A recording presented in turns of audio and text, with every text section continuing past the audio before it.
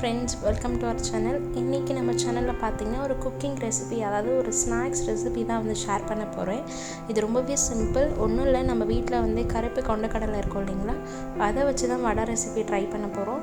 So இது ரொம்பவே டேஸ்டியா இருக்கும், ரொம்பவே இது ஹெல்த்தி. அதுவும் இந்த டைம்ல நமக்கு இம்யூன் பூஸ்டராகவும் இருக்கும், நமக்கு ஆக்சிஜன் வந்து இன்க்ரீஸ் பண்ணுறதுக்கும் இது ரொம்பவே பெஸ்ட்டான ஒரு ஃபுட். எதுன்னு பார்த்தீங்கன்னா அந்த கருப்பு கொண்டக்கடலை. அதெல்லாம் ரெகுலராக உங்களோட ஃபுட் ஐட்டம்ஸில் டெய்லி சேர்த்துக்கோங்க, ரொம்பவே அது ஹெல்த்தி. ஸோ இதை எப்படி செய்யலாம் அப்படின்றத வாங்க இப்போ வீடியோக்குள்ளே போயிட்டு பார்க்கலாம்.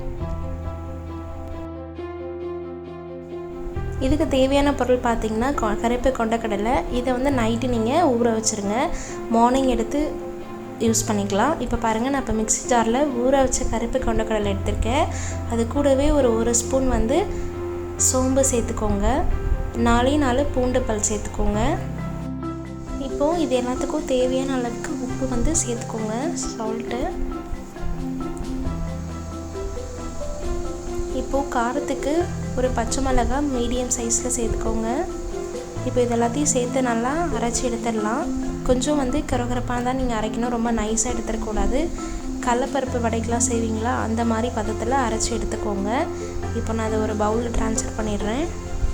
இப்போது இதில் நம்ம பொடியாக கட் பண்ணியிருக்கக்கூடிய ஒரு பெரிய வெங்காயம், ரொம்ப பெருசாக இருந்துச்சுன்னா ஒன்று போதும், மீடியம் சைஸ்னால் ஒரு 2 பெரிய வெங்காயம் சேர்த்துக்கோங்க. கூடவே வாசனைக்கு கருவேப்பிலை, புதினா, கொத்தமல்லி இதெல்லாத்தையும் சேர்த்துக்கோங்க. புதினா சும்மா ஒன்று இல்லை 2 போடுங்க. கருவேப்பிலை, மல்லி அதிகமாக சேர்த்துக்கோங்க.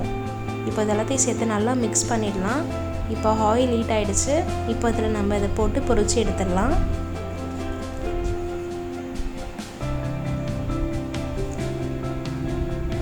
இது வந்து நீங்கள் ரொம்ப நேரம் வந்து வேக வைக்க வேணாம், மீடியம் ஃப்ளேமில் வச்சிட்டிங்கனாவே லைட்டாக ப்ரௌன் வரும், அப்போவே நீங்கள் எடுத்துடலாம்.